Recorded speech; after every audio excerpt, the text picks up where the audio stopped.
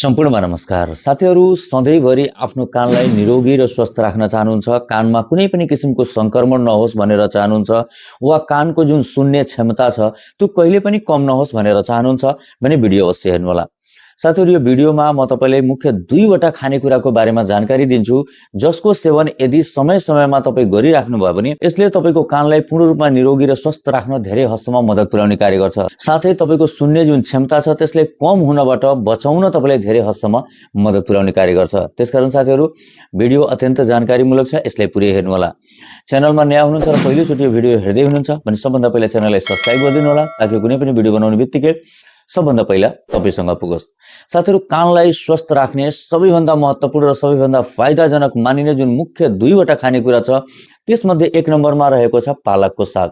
साथीहरू, पालकको सागलाई कानको लागि अत्यन्त लाभदायक र अत्यन्त फाइदाजनक मानिएको छ।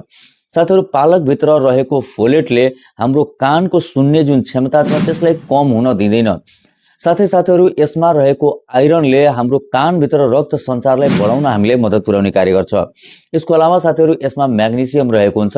म्याग्नेसियमले कानभित्र रहेका नसाहरूलाई ड्यामेज हुनबाट बचाउन हामीले धेरै हदसम्म सहयोग पुर्याउने कार्य गर्छ। यसको साथसाथै साथीहरू, यसमा भिटामिन ए र भिटामिन सी प्रचुर मात्रामा रहेको हुनाले यसले कानमा संक्रमण हुन दिँदैन र कानभित्र रहेको सुजन इन्फ्लामेसनलाई कम गर्न हामीले मद्दत पुर्याउँछ। साथीहरू, यसरी यदि नियमित रूपमा अथवा पाउँदासम्म हामी पालकको सागको सेवन गर्ने भने यसले हाम्रो कानलाई सुरक्षा प्रदान गरिरहेको हुन्छ।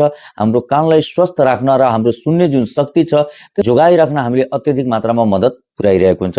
त्यसकारण साथीहरू, कानको स्वस्थताको लागि पालकको साग सेवन गरिराख्नु होला। यस्तै साथीहरू, दोस्रो नम्बरमा रहेको छ केराको सेवन। केरालाई कानको लागि अत्यन्त लाभदायक मानिन्छ।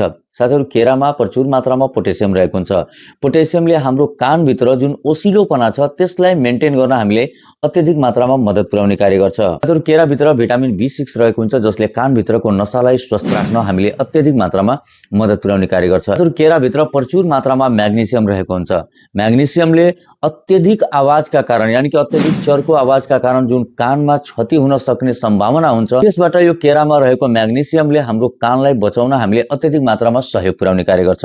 त्यसकारण साथीहरू, कानलाई स्वस्थ राख्न चाहनुहुन्छ, कानको जुन सुन्ने क्षमता छ त्यसलाई यथावत राख्न चाहनुहुन्छ भने नियमित रूपमा पाकेको केराको सेवन गरिराख्नु होला। साथीहरू, यसरी यो जुन दुईवटा मुख्य खानेकुरा छ यसको सेवन बेला बेलामा गरिराख्नु होला। यसले तपाईको कानलाई सधैँभरि निरोगी र स्वस्थ राखिरहन तपाईलाई सहयोग पुर्याउने कार्य गर्छ। साथीहरू, आशा गरेको छु भिडियोले निश्चित रूपमा धेरै हदसम्म यहाँलाई लाभ पुर्याउने छ। भिडियो राम्रो लागेको छ भने यसलाई लाइक गर्नु होला, धेरैजनाको बीचमा यसलाई सेयर गरिदिनु होला। धेरै धेरै धन्यवाद। नमस्कार।